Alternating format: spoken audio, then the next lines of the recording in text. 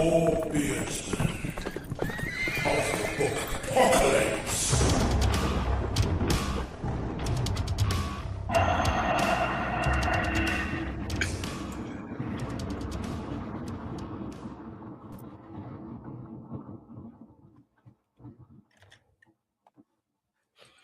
Welcome. Hello, hello. Welcome to the Spotlight Indie Big Weekend featuring two of the beersmen of the book Apocalypse. That's right. And our intro. A strange ghost train that keeps flying through the the audio.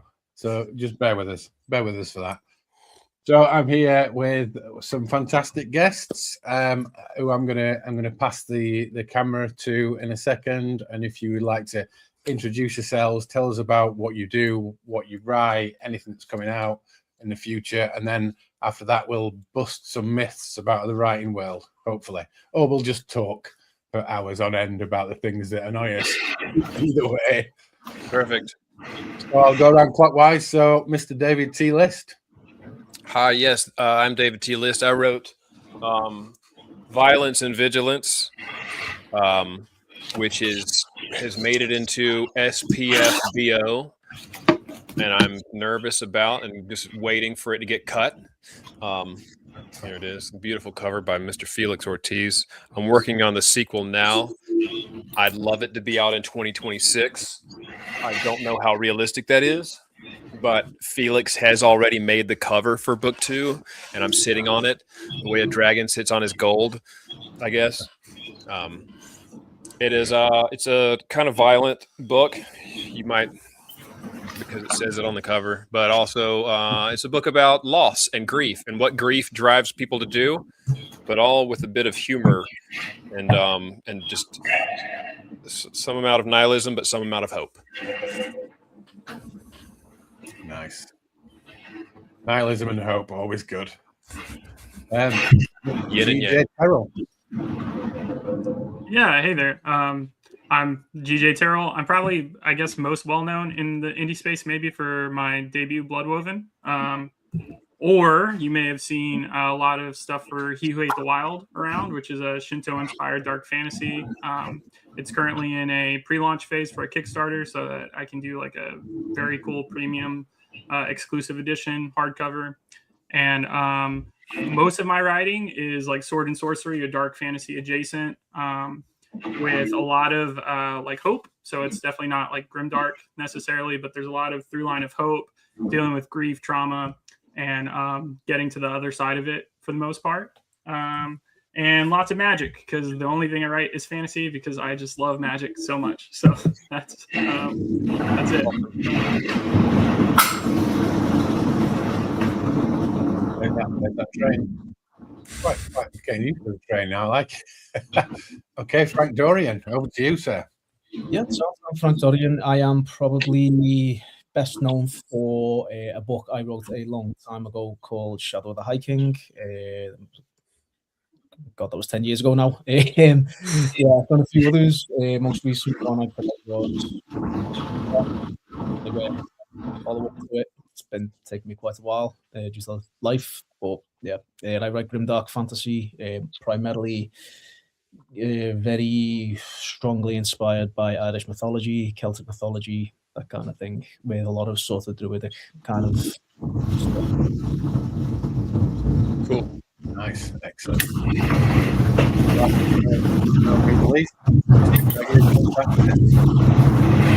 Yeah, so I'm Gregory Kontaxis. I'm best known for my series, The Dance of Light. So 3 books are out so far, and I'm working on the 4th book in the series. So the first book is this, The Return of the Knights. So I also have published a novella called The Night of the Moon in the same series, which is more grimdark, I would say, compared to the rest of the series, which is epic fantasy. And I'm also working on another prequel that I'm not sure where it will be published, probably in 2027, I guess. That's it more or less. I'm a Greek author living in London. So yeah, and thank you for having me. Cool. You're very welcome. I think Charlie has rigged the soundboard Don't know what's going on there, but Good job, Aussie Rob. yeah, nice. Okay, so we're going to bust some myths about writing, about publishing, about all the things that we all do. And to start us off, I have warned you. At the start of this, I would like to see if anyone is willing to break the fourth wall, give us a little view beyond the screen of our podcast studio. The myth being that authors have a podcast studio and we're all very organized and perfect. So extra points if I see ironing boards, piles of washing, that kind of stuff. Is anyone able to show us around their room? Sure. I'll jump on that grenade. This right here is the best view of this entire room, which for whatever that's worth. But it's just the upstairs. Immediately, it's a mess. Everything, there's just trash everywhere. Cords, wires, trash. There's an air hockey table over here. There is a little mattress for a bed that's broken. There's a random bed here. Attic doors. I got some weird Hobbit attic doors. Yeah. I'm in the bonus room. There's an ottoman, random ottoman, piles of blankets. Also, this is the monstrosity that I had to rig so that I have room for my keyboard. Yes, there are two. This is my daily driver. This is my podcaster because I don't have enough USB ports in the laptop. This is exactly what I want to see. Love it. Love it. There's I can't do this, unfortunately, because I'm kind of the way I'm wired and nothing will move. So I'm afraid. Well, I have this nice little Logitech. I'll never get it straight again, probably. Look, it's crooked. An iron board, for sure. Yeah, I don't mind showing mine either. Let's see. I don't know if it needs to stay plugged in or not, but my room is so my wife shares the room and she's a hairstylist, so a bunch of her supplies. This is also the cat's room, so we have the litter box and food dispenser. Bookshelf behind me.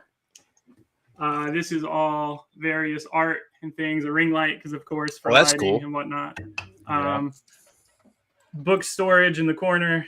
A bunch of wires and junk and stuff from different festivals and fairs I've done. Cool. Video games.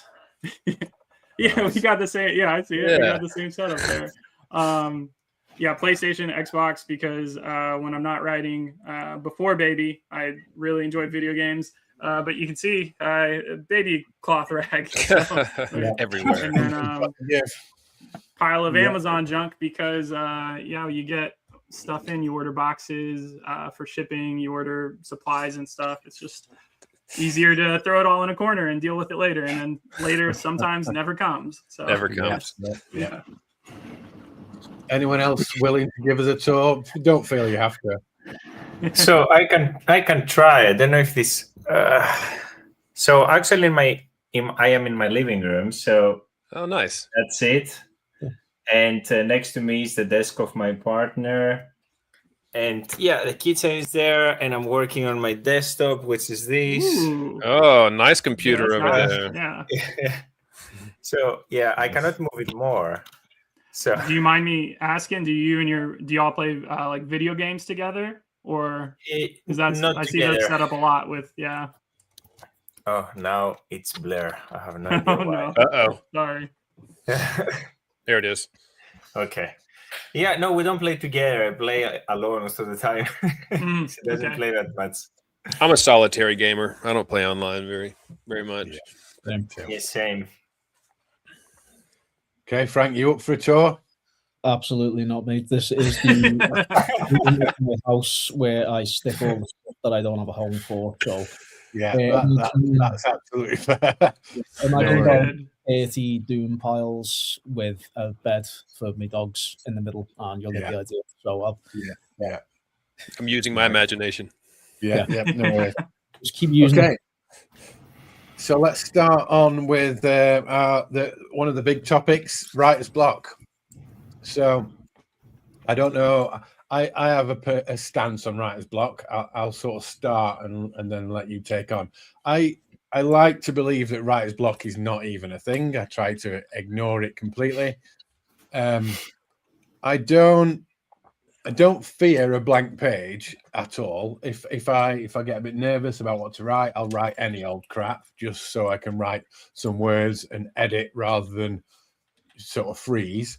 What I do fear is, I guess, having a scene to write that is so contrived because it has to do A, B, C, D, and E.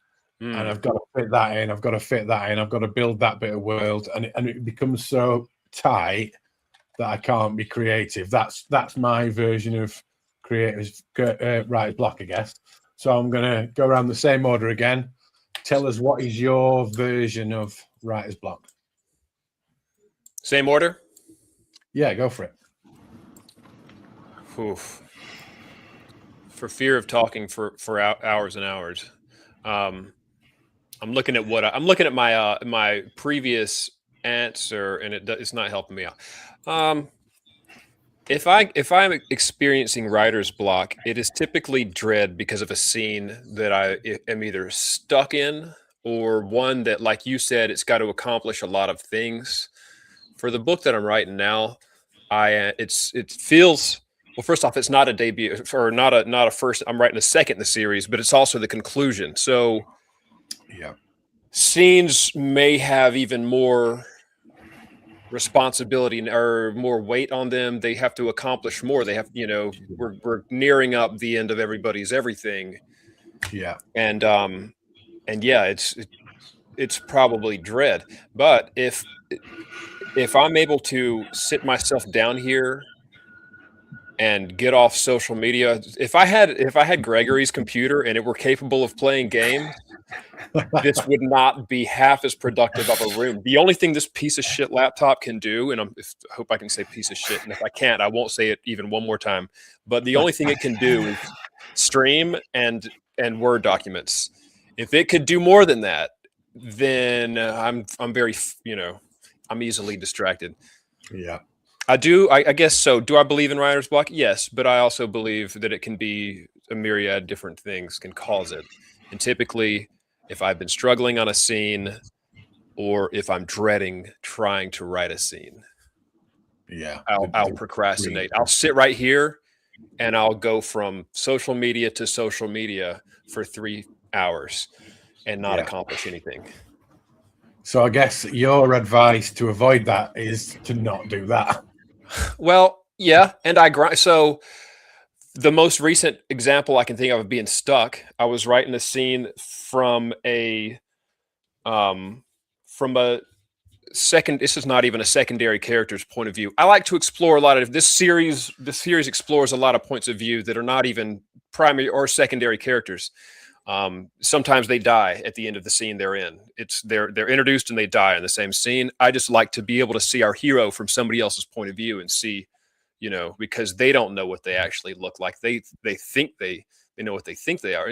Anyway, this was a bad guy, military bad guy's point of view, and I wrote it, and it was all total ass. And so I moved it to the notes. I wrote it again, total ass. 10,000 words I wrote, all garbage, before I realized, how about instead of a blundering idiot, let's make a captain of the domestic patrol who's actually very efficient and actually very good at his job, and he still fails. And so even then, I was like, all right, what are the check boxes? What is the point of this scene? Because every scene or chapter has a point, and boil it down. But trying and failing. My advice to people experiencing any kind of writer's block, difficult scene, or for any reason, like you said, just write something. Yeah. And so that's what I did several times, and don't be afraid to trash it. And I don't delete. I throw it into notes, and then as I'm coming back through on a revise or a revisit or whatever, I can see if there's any kind of little nuggets of gold that I might pluck out and use again. Yeah. So just try something. Just write something. Yeah. That would be my, even if it's just crap. You got to write. Because you can edit crap. You can't. Yeah, even purposeful crap is better than nothing. Yeah. Nice. Okay, next. Yeah, to both your points. I've found myself. I'm doing third draft of a project. I'm 90% done with it. So I'm on this one chapter, revisiting it, reworking it, and I'm just dragging my feet on it. Right. And so one really easy excuse is like, oh, I have a newborn. Right. But the kind of crux of it is I do a lot of my writing on my lunch break at work, where I do not have a newborn to deal with, you know?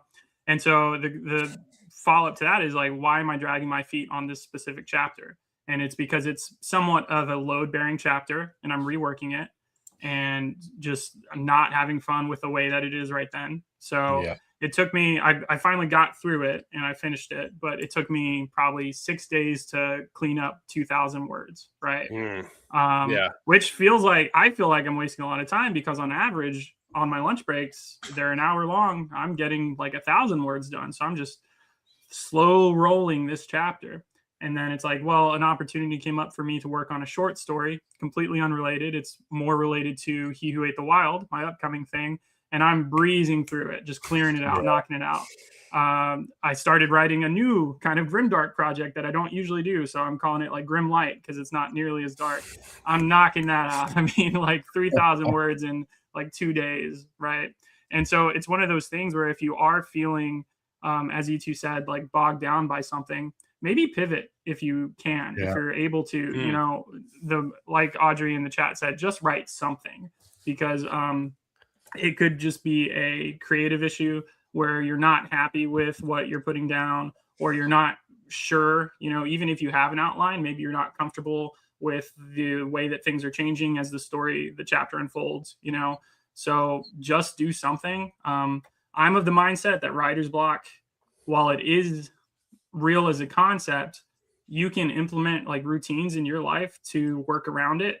And it, you know, like I said, I write on my lunch break basically every day. And so my schedule as a creator has not been like heavily impacted. But there are days where I'm like, I just don't feel like it. And most of those days happen in this office because I have a desk with video games. So if I'm at home and I'm like, So as like David was saying, like, you know, limit your distractions was like basically what the, you know, your office and your computer only being capable of that one thing. Like when you go into that room, you know that room is for writing, you know? And so limit your distractions, do what you can to limit them. Sometimes you can't. Sometimes you're working in your living room and the TV might be on and X, Y, and Z, you know, but you have to kind of acknowledge what your situation is and then form a routine around that, right? Like not one size fits all for everybody.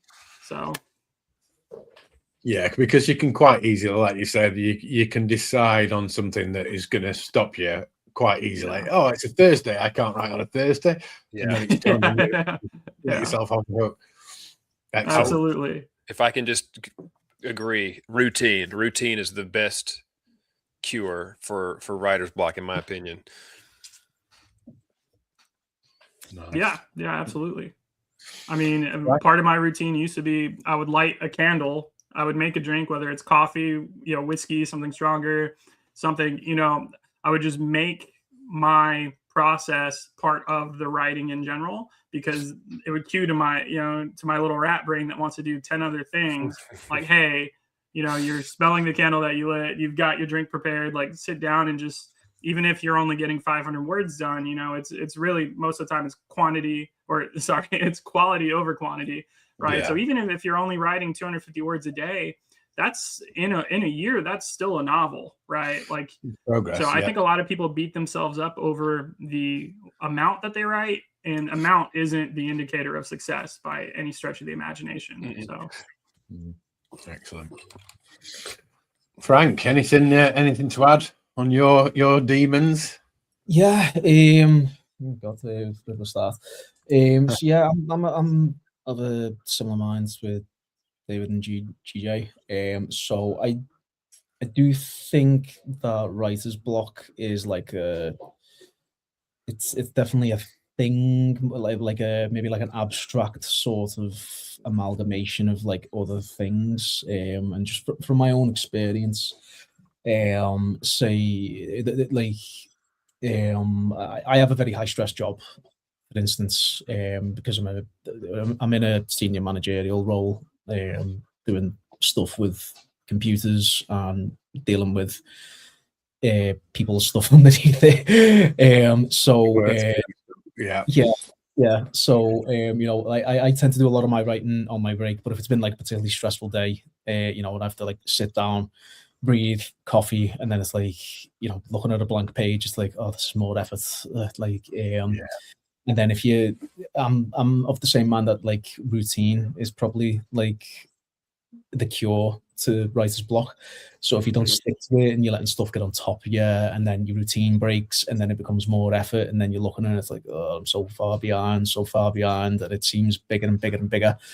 Like, I think that's when the sort of actual blocker starts creeping in for a lot of people. I know it does for myself. Like, if it starts seeming like an insurmountable task because you've either broken your routine or your concentration's not there, or there's other stuff going on that, maybe it's not so much like a personified kind of condition, like an actual, like an arch nemesis or something like, right? It's like this creepy little thing that crawls in and just steals your words from your brain. But maybe like, things pile up on each other, and then like you haven't got the cognitive kind of fortitude to actually get stuff down on the page. And maybe if you're having one of those days where the words won't go, then when you're reading the line that you've just written and you're like, oh, this is absolute crap, what am I doing here, and then you turn away from yourself in disgust, and then the PlayStation goes on, and then you're looking up at 3 a.m. like, I could have done some actual writing by now. I think it's along those lines myself. I've had long periods of that, especially over the last couple of years. I think the longest was about 6 months, and it was getting involved with the creative commune guys that really brought me out of it. And it was like finding routine again, and like applying like structure to writing, and maybe not beating myself up that I'm not like bashing out 10,000 words a day like some guys do. I mean, that's seriously impressive. Like, I've never done that. I wish I could, but structure and routine, and maybe like a nice cup of tea or something when you sit down, and a timer. Like, one big thing I find as well is, like guys have been saying, is like distractions. There's so many little tiny distractions in life, like your phone. I find is the biggest one. I go and throw my phone in the next room, because I know what I'm like. If I sit here and I'm struggling, say I've written like 10 words, and I'm like, oh, these are all just awful, or I don't know where to go next with this. Like, I can't figure out how to write the plan that I've got down. Maybe I've even gone so far as to bullet point, do this, here's all the beats, and I still can't figure out how to join the dots. Then next thing, the phone vibrates. I'm like, okay, look up, 30 minutes have gone by, I've still not done anything. So phone. I have a color. So I write in different color text. Okay. Some of it is kind of rough. Some of it is rough, but it will change to a different color. But I have a color when this is probably shit. So it's like, this is probably shit. But I put it down, but it's in a certain color, so you can easily get rid of it. But you never know, you might just be in a funny mood. Like, I think a lot of it is, like modern life and stuff for writers. It's like, I'm sure you guys, I mean, especially GJ, you got a newborn, things are going to be hectic, like absolutely whirlwind in your house right now, and like it's trying to find like the space around that to like maintain a structure with something that is like creative. Like, I think that's half the battle that maybe a lot of people let slip, especially if it's, you start thinking, well, I can do this tomorrow, do it next week. That kind of thing. Okay, just a couple of thoughts. Blank screen. I like to say I don't have too much of an issue with a blank screen, because I know I can fill it up with shite if I need to. You guys tried voice to text. That's an interesting thing, actually. I always get Word to read back my work. Don't know if anybody else does that. I don't. I haven't. As always, I will kind of write what I think is the perfect, 5 paragraphs, and I'll almost do it just to make myself feel good. I'll be like, I'll play this back, and I'll know that there's nothing wrong with any of those lines. Second word is like missed. It doesn't say there. What? So it always finds something. Okay, and Greg, what's your thoughts on Yeah, so I agree with more or less everything you guys said. So practically, for me, writer's block is not even real. I'm in general, I'm not getting distracted, even if my computer is capable of everything. So I keep when I have to write, I keep writing. The moments that I feel that I'm a bit blocked is when I write about a scene, which can have many different endings, and these endings can affect the rest of the book heavily. And I have decided about something, but while I'm writing it, I change my mind. So in these cases, I might stop for a couple of days and rethink how the story want to continue, because the ramifications of the change might be massive. So yeah, it's only these cases. Besides that, I mean, about ideas, always, I think we all have ideas all the time. It's just about sometimes you're not sure if maybe it's what I'm writing is boring. Maybe I need to make it a little bit more, I don't know, spicy, or you think that maybe it will affect the story the bad way. Yeah, in some chapters, I mean, most of the time that somebody might dies, I might like block and rethink about that, because the outcome can be big. So that's most of the time my thing. But about getting distracted and stuff like that, no, in general, I'm just writing after work. It's a good escape from work as well. And then if I want to play a video game or watch a TV series, will be like late in the night. Nice. Does anybody? I don't do this, but I was advised to when I first started writing. Does anybody write ahead? Sort of write. If you don't feel like writing the section you're writing now. Oh, absolutely. I was advised to go, 3 chapters ahead and write that bit that you do feel like writing. Yeah. You do that. I never do that. I never do that. I cannot. Yeah. Bro, it's the open world of writing a novel in my as far as I'm concerned, versus linear, and because of the way that I write points of view. For example, Erdessa is one of the main characters. She may have 7 to 9 scenes. I'll just go through and do all hers. Now, have I written one of it might be scene 43, and I've not written anything from 30, Really? But the way I do it is I know where I want her. Chaos versus order is what Spotlight is. I know where I want her to end up. I know where she's starting. And so I can have a 1 out of 7, 2 out of 7, etc. As far as the progression of her character, her confidence, her destruct, whatever. And I can do that for each of them. But then it's the one-offs, like this captain of the domestic patrol that I was mentioning earlier, especially if they're load-bearing, but also especially if, like he said, what if I've known this? Because when I published this, I already knew how the series was going to end because I've been plotting it forever. I'm a mad plotter. But then I'm like, wait, these 2 characters are supposed to hook up. What if they don't? What if she refuses for reasons? And then like Gregory said, then I got to break away and start second guessing. But just like in Elden Ring, if I get to a scene that's kicking the shit out of me, I can say fuck off and go anywhere else in the whole book and do something else and come back, leave it for later me to hate myself for leaving it alive, So I'll just slam my head against that boss over and over. Right. Instead of Sekiro, where you get good or you're fucked, Yeah. Take a little break. It makes absolute sense to do that, but I would be so nervous about missing whole chunks. I have so many notes. I have 60,000 words of notes. These aren't draft. This is just notes. And it's going to be a nightmare when I finally have to unravel it like a ball of thread. But It's pretty well plotted.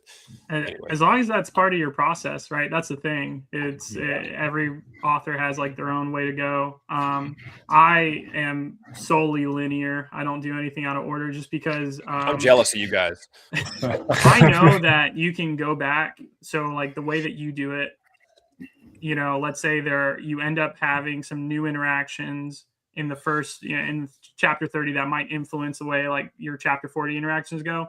Because of how heavily you plot, I'm pretty confident that at that point you're able to like comfortably adjust and like refix the scene and tweak the scene. Me, I would be worried that I would miss something, not in the sense of like I'm not missing whole chapters, but I would forget that like character A talked to character C and they now have this tension and that wouldn't translate well. But that's just because of the way that I write super linearly, right? So yeah, that's insane, and kudos to you because it would be nice to be able to, like you said, if you're feeling stuck, you're feeling stuck on that one scene, but you want to make progress, not on just writing, getting words down in general, but you want progress on this current manuscript that you're working on. At that point, you can just like, I'm just gonna tweak the ending, play with chapter 40 because I know what I want to do with it. Yeah, that's great. It fills me with absolute anxiety. Because everything's spinning a plate. So if I would be writing like 19 little bits, and I rely on my own mind to while I'm cooking food or something, just to go, oh my god, that guy's only got one arm, and I forgot to mention it. I have those moments still. Things fall between the cracks, but the notes document is kind of God in this case. Yeah. Interesting. Okay, let's move on to another juicy. Unless anybody's got, I just wanted to add one thing. As far as writer's block, it is okay to step away if you feel like you need to. Right, is a thing because burnout is real and stuff like that. And it came to me while I think Frank was talking, and one of the best things I found when I'm like, oh, this isn't like, I'm not feeling stuck. I'm just feeling like I've been writing too much. I just want to take a break. Fill up your creative cup, read more, watch shows that will like make you excited to write more, just reset. And, I think since I've been publishing since like 2024, I haven't really felt burnout, but there have been times where I'm like, oh, you know what? I just don't feel like doing that. I don't feel like writing today, whatever. And then I'll like start watching a show that, all my friends are telling me, oh, you need to watch this. And then I'm like, oh man, that would be a great way to do characters. And this is what you can do. That's what you can do. And I think sometimes people conflate burnout with writer's block. And they're probably two heads of the same hydra, but they just interact differently. So. Yeah, absolutely. Yeah, I think burnout into it a lot. Like, I know that's something that I went through myself. Like, I spent a very long time writing a very, very long book a while back. And there were certain points where it was just like, oh, no, I can't face the same characters stuck at the same points again. And I would have to step away and just try and find something that, like, it gets the creative juice refilled. Yeah. A bit of passion. Because at the end of the day, a book is a long, long process, and keeping that passion up throughout every up and down is an endeavor. I do tend to take, if I'm stuck on a thing, if I'm experiencing writer's block, I unfortunately tend to take that frustration with me when I set it down. And when I'm off, now I'm downstairs washing dishes or doing something with dinner, and it affects my mood. I don't love it, but I am being aware of it helps. And the family is aware of it too. So they might be like, oh, clearly the scene's not going right for him, for the fucking grouch over there, Yeah. Nice. Okay, so I'm going to move it on to the next myth. Don't know how successful this will be. The next myth being, all writers are grammar experts. So I wanted to ask you, have you got, I mean, this might come from an editor or it might come from your own sort of methods. Have you got a particular weakness in grammar that you cannot solve or can't get away from? All of it. Yeah, just grammar in general. Yeah, I'm terrible. So I love writing, but if I didn't have an editor, if I didn't have beta readers, like I don't know where commas go, and Me either. yeah, there's I'm gonna butcher the quote, but who was it? Hemingway or somebody was like, I write the words and the commas are between like the editor and God or something like that. Punctuations between. And it might not, again, I'm butchering. It might not even be Hemingway, but it's a very real thing because I'm not a grammar expert. Now I know some authors who are very good with grammar, who know very well what they're doing.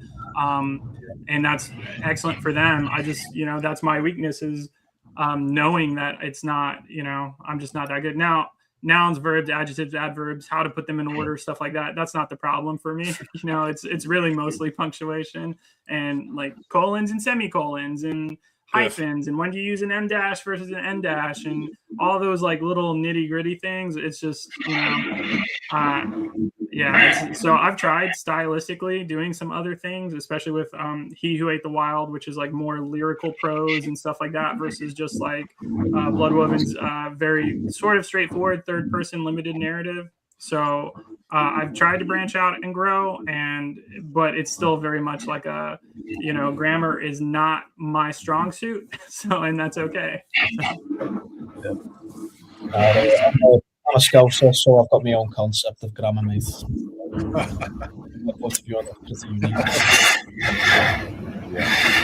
For me, it's weird because I write in Greek first, so I have to check this grammar. And then after I have an editing in Greek, then I have a translation process, which is the English grammar. So I have to go through two languages. I wouldn't say I'm specialist to any language, though. Well, it's quite impressive, however you look at it. It is. Yeah. This is why I budget a copy editor, because somebody who can make the style, if the style is consistent from beginning to end, I'm happy. And I'll never know if the grammar is good or bad. It's so long as it's consistent from beginning to end based on, I don't even care who the source is. Consistency, is what, because people can argue where do the commas, there are too many commas, not enough commas, and so on. Long as it's consistent. Regarding people who are wizards, I think Janny Verts was telling us she has corrected her editors before. That is above and beyond the fucking Call of Duty as far as I'm concerned. That's their business. It's so bizarre that I was thinking I'm going to ask this question and everyone on the panel is going to go, but we are grammar experts. I'm going to go swiftly moving on. Yeah, I mean, we could sit here and maybe lie to the viewers or ourselves, but what good is that? It's they do exist.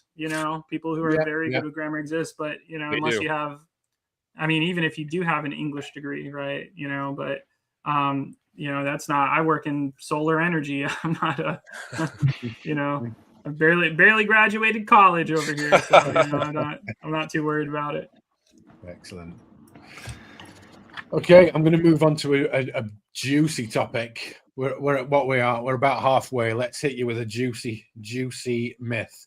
And this is not a bit of this is not my opinion, but there is a myth that self-publishing is a lesser form of publishing to traditional. Go. Any thoughts? I wrote a lot of notes on this, and I'm going to skim them while you guys sure take the reins. I'm happy to start it off. I've talked with a few other indie authors in the space about this exact thing before. So the bar to enter, right? The cost to enter the bar is very low for self-publishing. If you wanted to, you absolutely could knock out a draft, do a cover in Microsoft Paint. As long as the formatter likes it, you can upload that. Now, the average person probably won't do something that quick, but there is a chance that someone will, and you'll just put whatever they want up there. So the difference between trad and self-pub is that the worst self-pub will easily be far, far worse than the worst traditional published book. because true. of those guardrails and the editors. But there are the best indie books will absolutely go toe to toe or be better than the best traditional books, and that's just the way it is. And so it was a conversation with ZB Steele, author of Whispers of the Storm, and that's what he said, and I fully agree with him. We were talking about it because the only thing holding you back from putting out a good book as a self-published author is yourself. And under that umbrella, yourself includes your resources, your connections, the current the funds that you can put towards it. And I understand that those are limiters, but if you want to put out a good book, having an editor helps. Having a professional cover artist helps. All those things help towards making a great book. Do they guarantee that you'll make a great book? Absolutely not. There are people, who will spend all the money and the book will just do okay. And that's all right. And there's people who will spend very little and the book will do amazing because that's the beauty of it. But the best trad and the best self-published can go toe-to-toe with each other. Absolutely. There's an element of risk as well, because self-pub is more of an art form than a money-making system. Most of the time, I would say so. Yeah. We can write about anything. I can write about a grimdark frog who works in a mental asylum. We can literally write whatever we kind of design. Grimdark frog working in a mental asylum. I'm just making a note. Mark it down. Grimtoad. No, you're absolutely right. There is, I think, more inherent risk to the author when you self-publish versus the liability and the risk is going on like the publishing house if they go trad, especially when they pay in advance. So there is more just latent risk for an indie author to self-publish, but by that saying, it's two sides of the same coin, because the other side of that is you're in direct control and you have the opportunity. If your book does well, you're not splitting, you're not on a 60-40 split with like a publishing house and all that. Obviously, Amazon or whatever service you go through is going to take its cut, but you definitely have more, at least creative control. So I'm of a similar mind to you guys. Like, I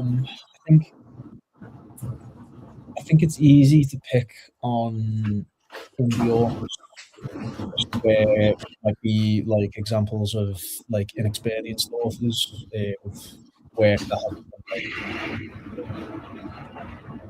I don't know, edited, or it's just something that they've been excited about. They've written it, put it out, and it hasn't got the same sort of glitz and glam as like a traditionally published book. It might not be as well written. It might be the first thing they've ever written in their life. It's a very wide gate, but it's very open, and it gives a lot of opportunity to do something that someone with a lot of money would usually turn around and go, "No, you're not good enough." That kind of thing, which I think it's both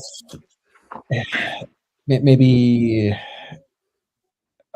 Trying to think how to phrase this. Maybe like a symptom of the age where people are becoming more sort of independent from traditional structures like that. Music, TV, everyone's a YouTube these days. Everyone's a SoundCloud, that kind of thing. Everyone's an indie author because the gates are so wide these days. So even before that, there was like stuff in traditional publishing that people would pull out and just it's garbage. It's not good. Everyone's got. I have read some absolutely fantastic self-published novels over the years. Authors spring to mind immediately. Stuff that's really impressed me. Rob Hayes and ML Spencer. Her last book. It was absolutely astounding, especially because I've read like nearly every book she's done since she first started out. Progression. What she did last, it was absolutely incredible. And Rob's work, it's easily of a higher caliber than I would say most like pulp books that come out these days. So I think it's very much a myth. I agree as well. AI now, so maybe there's a ton of absolute crap that's been published by a bot somewhere.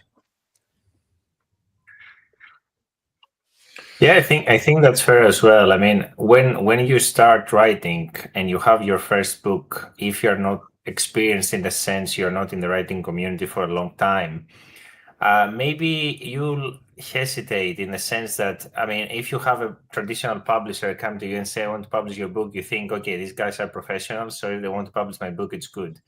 So if I'm doing it alone and I spent, I don't know how much money, like 3,000-4,000, if I want to do marketing as well for a book that I wrote, is it good? Does it make sense practically to do that? But if you research and you have an editor and you have an artist and you do all the process, I think in terms of professionalism, it will be very close to a traditional published book because your editor will help you. Then you can do proofreading if you want, if you have a nice cover. So, and sometimes if you control yourself because you know your book better than anybody else, even the cover and the art and the formatting will be better in terms of fitting compared to somebody else who might decide on that. Also, I mean, publishers, sometimes they might ask you to cut some scenes, characters to have like word counts if you are a newcomer and they want to sign you. So, yeah, I mean, there are positives and negatives to everything, but the low bar, I don't really agree. I mean, okay, even if you don't spend anything, maybe the book is amazing. There are some people that even with like the first book, they're really good. But yeah, I don't think it's low bar. I mean, okay, sometimes if somebody does no research at all and just publish something with a cover that he or she made themselves, maybe it will be crap. But I don't think that these days with so many books out, it's the rule. Maybe, yeah, some people do, but most of the time, I think that actually people spend a lot of time trying to research around their books and they try really hard to make something good. So, yeah, I wouldn't say low bar. Also, I mean, to find an agent and to find a trad publisher, it's also about taste. I mean, sometimes the agents follow the hype of something and you want to write something completely different that now it doesn't fly that well, let's say. Yeah, I was once in a con and Sanderson was speaking in Seattle last year, actually, and he was saying that back then, I don't remember the year, everybody was talking about not writing something about vampires. Nobody wanted vampires. The next year, Twilight came. So, yeah, sometimes it's, yeah. And if you don't want to follow the hype at some places and write what you want, maybe you cannot get an agent in a specific point of time. And in 3 years, everything changes. So, yeah, self-publish is an option. I think it's good for us to have options. You can do hybrid also if you want in the future and stuff. But yeah, the low bar, I don't really agree. I think it's a myth. It's weird. I was reading a book recently that is self-published. I'm not going to mention who it is or what it is, but it had a lot of typos in it, and not a lot enough for me to mention that there's a lot of typos in it. And I absolutely did not care because it was exceptional. It was an excellent book. And it was really interesting to see, like, if I was reading my own book and found this many typos, I'd really feel unwell about it. But actually, it was brilliant, absolutely brilliant. And maybe he didn't have an editor, or maybe he didn't put enough money into, the bricks and mortar of formatting and things like that. But he wrote an amazing book. I think, as has been alluded, there can potentially, the bar is certainly lower. Anybody can upload a document in any kind of shape with any kind of cover. And so inevitably there will be more low quality in the self-pubbed, but also, like GJ said, the best self-published is toe-to-toe, if not better than, equal to at least the best independently published. So I think anybody who's on the fence, and I can only speak on my own preferences and my own experiences, I guess, but anybody who's on the fence, who's thinking about it, what should I do? What should I do? When I first wrote a book in around 2012, 2013 or so, I queried, to my mind, a ton of agents. It was only 13. Harry Potter went through, I think it may have been triple digits. It was only 13, but it cost a year. And I'm waiting for someone else to give me the go ahead to be an author. And I've never been very good at, I don't want to say I don't work well with others. I think I do, but I don't work well with people telling me what I can't do. Yeah. If I want to do a thing, I'm going to fucking do a thing. And so I think it's just different. It's a matter of two different things. What are your expectations? Do you need to see yourself on a New York Times bestseller? Well, then you'll probably need to go trad. You'll probably need to do whatever it takes. When I got some good feedback from my developmental editor on Violence and Vigilance, or whoever it was, somebody's like, you need to try to pitch this. And I was like, it had not even crossed my mind, but I went back to Query Tracker. I looked through all the agents that are working that might be interested in a massive, dark, epic fantasy. I narrowed it down. I did research. I did this and that. And at the end of the day, I found one motherfucker. I found one freaking editor or agent. I reached out. To this day, it was 2023. I've not heard back. Yeah. That is not my idea of a sustainable anything. Yeah. And now, if I find a typo in my book, within 48 hours, it doesn't exist anymore. If you buy that book, the ebook, I've fixed it. I uploaded a new file. I can't do that if I'm traditionally published. Yeah. I also can't determine the schedule.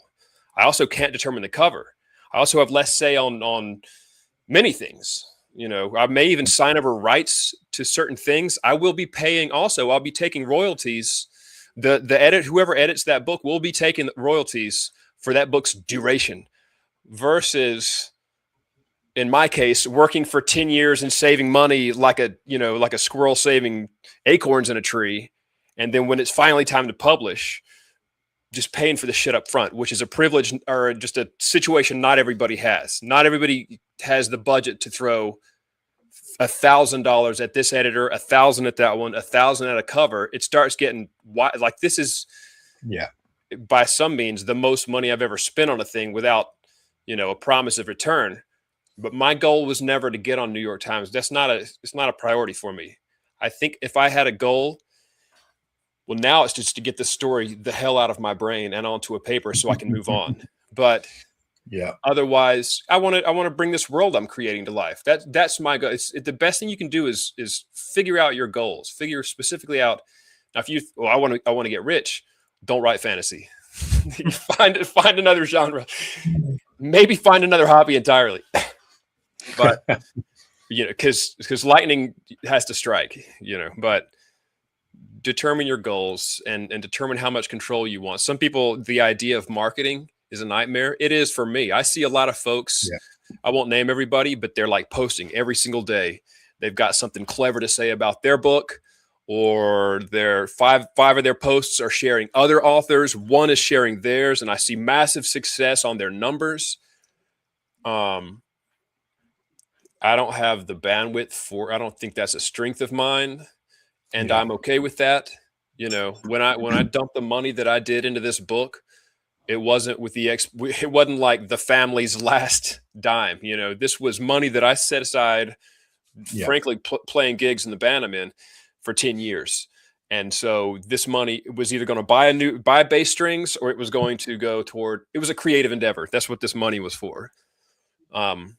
Again, very personal experience. But I'm 100% think that self-pub books can rival trad pubs. If you look at the self-published blog off the winners or even the finalists, like, for example, Senlina Sins and DB, I can bring it up because this is not a traditional four beersman episode. I can bring it up. That one did not even win one of the years, and it went on to get snatched up by a publisher. So did Great Bastards. I think Orconomics. I don't even know if Orconomics is. I feel like it came out of that contest. I don't know if it's traditionally published. Maybe not, but it's amazing. Spotlight Indie says it's about knowing where to find the right books. You may have to you have to do a little bit more vetting. Yeah. possibly if it's self-pub. But when I go to read a book, I don't. It doesn't matter to me whether it's how it was published. So I don't know. That was very rambly, but About the cost of it, one thing I like to tell my wife, and this was true of the first like book or two, but now that I'm on about to be book 4, and then I've got 5 and 6 sort of in the wings. I used to like saying it's still cheaper than like if I had golfing as a hobby, right? Which I don't, but I would be like, well, I'm not buying clubs and not paying like the fees and this isn't this, but the more I publish, the less true that becomes. But it's it's still cheaper than a lot of hobbies out there, and especially when you take in the fact that you're making some money back, right? Assumedly, So, and like you said, David, there's somewhere to put this stuff that churns constantly. Yeah, got to get it out. Vehicle to put it in. Yeah, make room for more ideas. Yeah. Any more thoughts on the thorny issue of self-publishing? I've got one more myth to bust. Are you ready to go? And again, this is another one. I feel like everyone's going to be completely wait for the train. So, do all authors know their books from back to front? Like if somebody says to you in detail about one of your characters in book 1, you know that, or do you have to go and read it? I feel like there's two camps. I feel like there's a real nerd camp where authors know everything and they record it all, and it's all in there. They know their whole lore. And the authors, I don't know. I have to go and read that chapter again. It'll be easy for me to answer this quickly because I have less published books than the other guys, I think. I could probably quote the dialogue from beginning to end of this book. I could probably quote everything anybody says in response to anything. Wow. Yeah. I find details sometimes, especially because when time goes by sometimes, and someone recently they picked the book up and they went, "Oh, I love this bit with X and Y," and I was like, "What?" Yeah, then I actually opened the book and was like, "I'm sure." Yeah, I think that, isn't it? Yeah. That's quite a good bit. That I forgot that existed. Yeah. Really proud of writing that.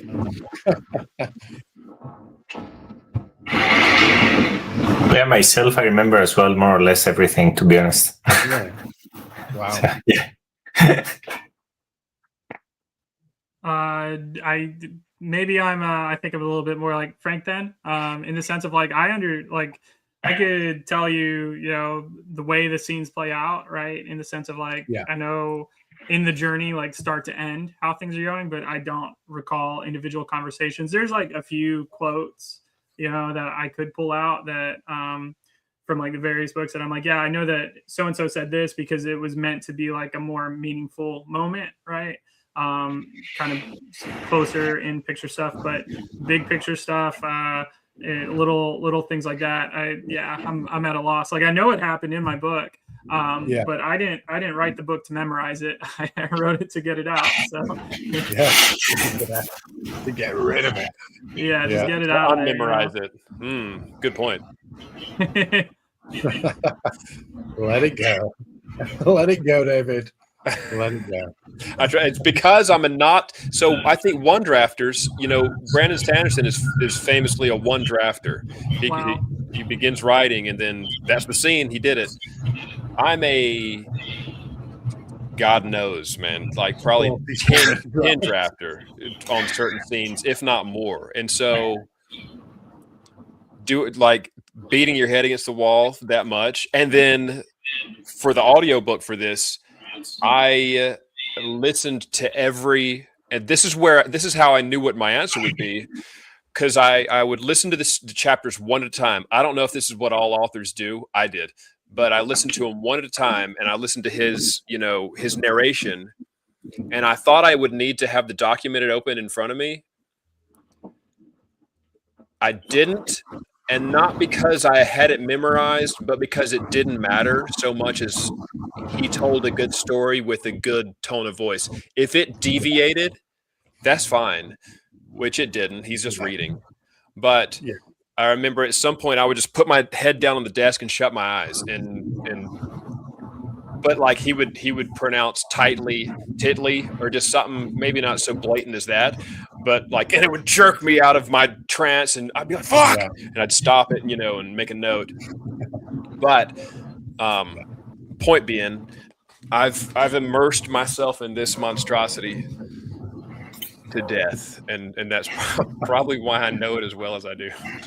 I feel like this has become a bit of a therapy group. That's the point. That's the whole point. Hopefully. That's the whole point of this roundtable.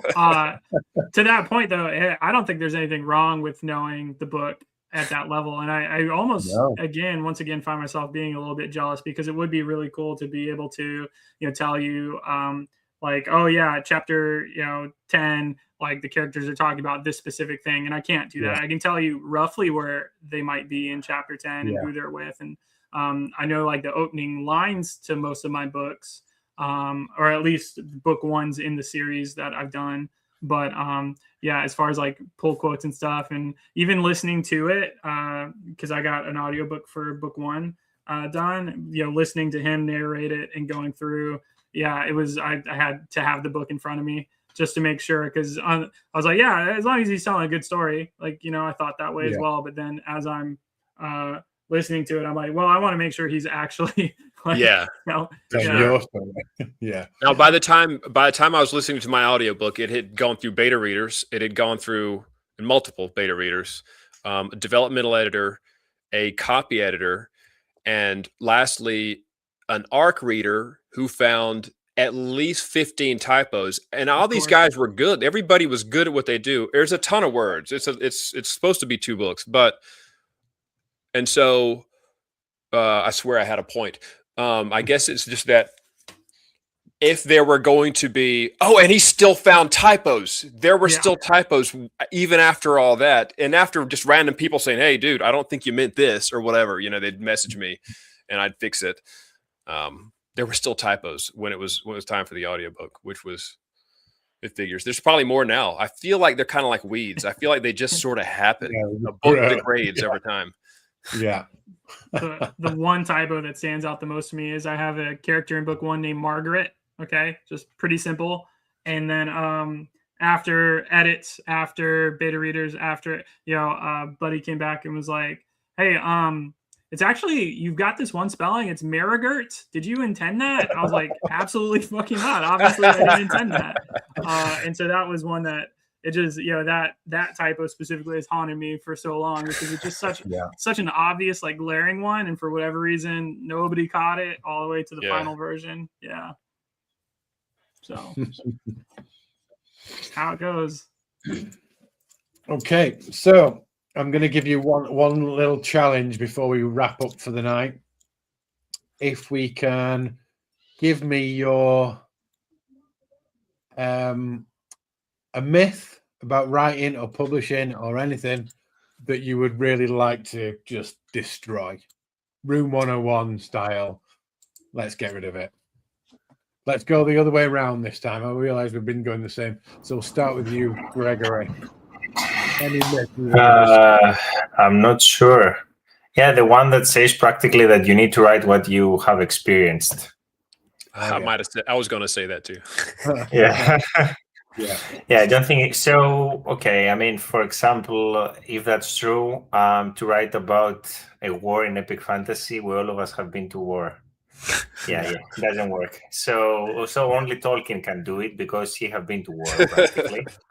And all the others, they do it wrong. So maybe if you experience it, you can give some details maybe that other people might not know about the feeling in the sense. But it's not that you cannot write, for example, about war if you never been in a war. Yeah. Or something similar. So yeah, that's the main I have in my head. Yeah, that's a good one. Nice. Frank, over to you. So one that springs to mind for me is the myth that you need to write multiple books before you publish your first. I don't think that's true at all. I think you do need practice, but I think you can do that within one book, because that's why we redraft stuff. Yeah. I have never written a book where I've read the first draft again and not gone. What the yeah. Yeah. Nice. I would say, and I think we sort of touched on this one already, but I think I think maybe all five of us kind of agreed on it, though. So maybe it's not so much a myth, but that you actually have to spend a lot of money to put out a good book, because I have seen that sort of sentiment circled. And, part of what I had said was that you can have, a book do exceedingly well that is very loved with very minimal amount of money put into it. It's just about finding the right process and doing the right thing. So, you don't need a lot of money to publish a fantastic book. You don't have to pay for the best cover artist or the most renowned in the game, even though most of them are very, very good at what they do. So that I would say that's a myth that I've heard circulated at least once or twice. So. I'm gonna, like I said, Gregory. I was on the fence. I like that. So write what you know is what they say, and that would mean none of us can write about killing monsters. No magic, no magic. No. I think that and us fellas can never write about being a woman. Honestly. Yeah. And so, from somebody who likes to explore, I don't want any point of view to be off the table, and that includes terrible people who do awful things. And so there is terrible people. There is a horrible dude in here who eventually gets what's coming to him, which spoilers. But he also he has some back pain, and he is thrust into a situation that he's not ready for, and he's pissed off about it, and he's upset, he's annoyed at it, and he wants it to be over with, and he's cutting corners, and he's doing a sloppy job, and everything, his back is always stabbing him. I've had back pains. I've experienced back pains before, debilitating back pains before, and I've been thrust into a position that pissed me off because I wasn't even supposed to be working that day or whatever, and so I can adopt that. I've also looked forward to snacks. And this guy happens to be looking forward to a couple of snacks. Now, his and my idea of snacks are as different as night and day, because we won't get into it. But so he's looking forward to things, I've looked forward to things. And so it's a matter of tweaking. What do I know? So I may not know stabbing a sword through the scales of a beast, but I've known using a machete on the bushes while hiking through the forest, or something like that, or chopping a tree down, or whatever it might happen to be, or best equivalent, or even something that's not stabbing a monster. Maybe it's something like this blister that will not leave me alone, and yet I still have to stab this monster, or I still have to cut this. There's still limbs to be cut despite this blister. It's a matter of finding a thing that and using that. And regarding writing from a woman's point of view, I don't look for the differences. I look for the similarities. So I don't say, as I was running, it was a struggle because my boobs kept hitting me in the face. I don't think that's an actual thing. So I'm not even going to talk about it. I'm not going to say what they're doing. I'll pick something else that I know. Sorry for going there. Sorry for taking it completely unprofessional. But yeah, the fallacy of write what you know. It's less of a fallacy, more of a could use some clarification. Yeah, there's research, and there's kind of dipping your toe in so you understand terminology, but we can't know everything, definitely. I think you made a really good point about finding commonality with, and it does, like you said, it could be a person night and day from you. He could be, the evil emperor, dictator of the world and stuff, but he probably looks forward to things, right? Yeah. And using that commonality to inform how you write him and stuff, or write her, and all that kind of stuff. So that's absolutely the way to do it, because there's too much stuff, especially in the fantasy genre, that you just can't have experience. So it's about finding those similar things for sure. Yeah. Right then, folks. Thank you very much for joining us on this. That is the end of my myths. Unless anyone's got any more that you want to put in the ring. Nothing that pops up to me. All these myths are officially busted. We busted these myths. Boy. So this has been part of the Big Indie Spotlight, Big Indie Weekend. What day is it? We're on Sunday. It's drawing to a close, but there's been loads of panels all weekend. I would urge everybody to go and watch some of them. There's been all kinds of amazing stuff. It's not finished yet, but we've done our little bit. And thank you very much for joining me. I'll see you all again. Hopefully. Thanks, guys. Thank you. Thanks so much.